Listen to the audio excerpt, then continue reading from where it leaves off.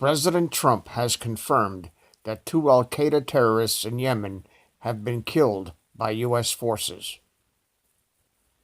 The Golden State Times reports. Link is in the description.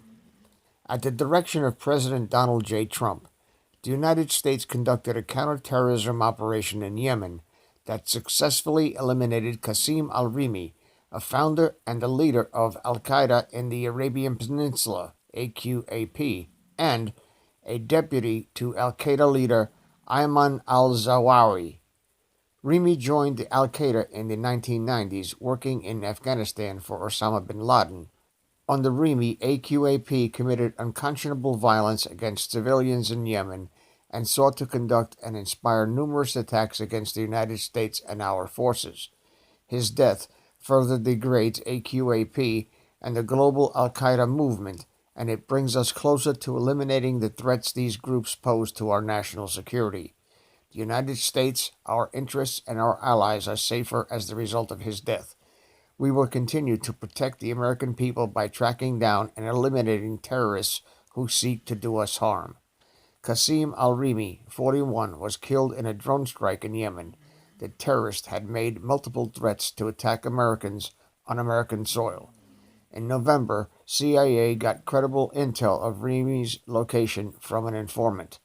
The U.S. government used surveillance drones to track him until ultimately getting the order from President Trump to take him out. Comments from Net4Truth USA. There is only one way to deal with an enemy who, historically, has proven themselves to be religious in their devotion to ruthlessly killing as many people who are not them as possible. Terror and murder is their religion, and their God is literally a rock, a stone. They are liars of the first order, and they cannot be trusted in any negotiation or treaty. Their word is far, far removed from their bond. Their fanaticism causes them to kill themselves in the act of murdering the innocent people they target. Their beliefs are inspired by the recorded ramblings of a 7th century lunatic who in this day and age would be an inmate in a maximum security prison facility for the criminally insane. Their religion is merely a political theocracy that abuses women and claims that the delusions of a 7th century pedophile are the words of their God, which, if you properly vet the supporting literature, is a recycled pagan idol, one of 360 rocks that were arranged in a pile long, long ago, and venerated by creatures not far intellectually superior to apes.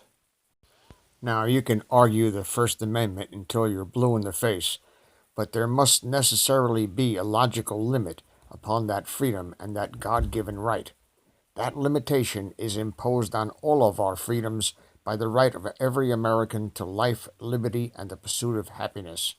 If your religion is to murder people simply because of their religion, or because they have become weary of following your religion any longer, or because of their sexual orientation, or because they somehow embarrassed or dishonored your family, sang a song, or wanted to paint a picture, or laughed at that cartoon drawn about your pedophile prophet, then I say that your religion isn't from any God I want to know, and you can take your religion back where the fuck you came from and stay there.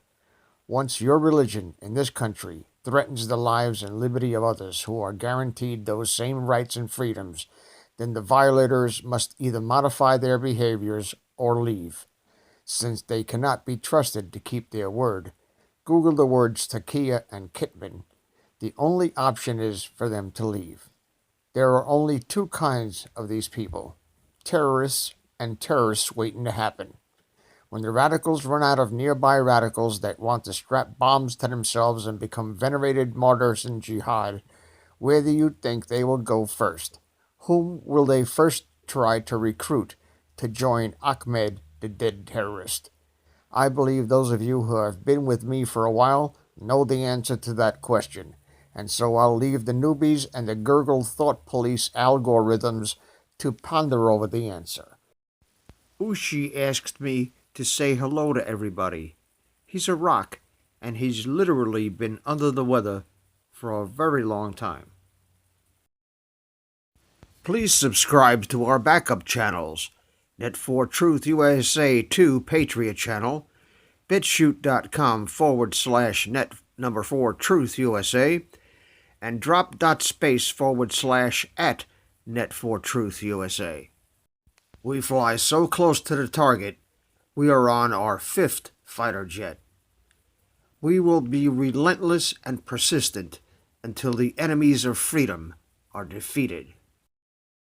You can support this channel by using the links in the description, but for a $100 donation, I will personally send you a autographed hardcover special edition copy of Land of Childhood's Fears. Also, visit my bookstore at lulu.com/Net4Truth USA. If you are viewing this video on BitChute, you can use the links in the description to support us, or simply click the green $ dot on our video to support this channel. Thank you. Links are in the description section.